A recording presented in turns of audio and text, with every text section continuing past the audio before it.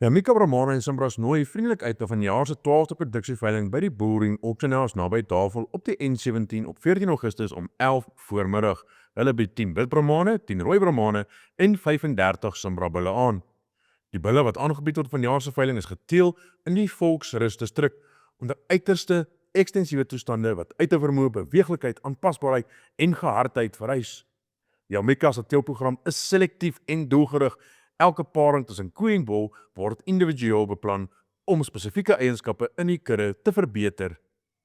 Fokus word geplaas op gehardheid, bouvorm, loopvermoë, vleisproduksie, vrugbaarheid, as ook korrektheid.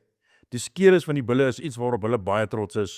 Bulle word streng beoordeel en gekies op grond van hulle vermoë om onder veldtoestande te presteer. Omdat bulle op suurveld loop, hard groot word, pas hulle in enige deel van Suid-Afrika aan.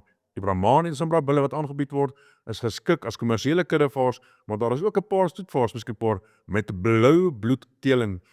Hulle bied beproefde genetika aan wat prestasie en funksionaliteit in die kommersiële en stoetkuddes sal verbeter.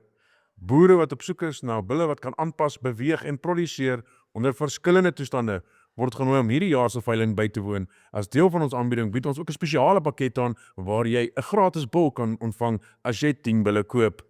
Aflewering geskied regoor Suid-Afrika. Hierdie is 'n geleentheid vir stoet en kommersiële boere om genetika te belê wat ongelooflike waarde tot jou kudde kan voeg. Vir meer inligting, kontak gerus vir Janko by 072 364 3047.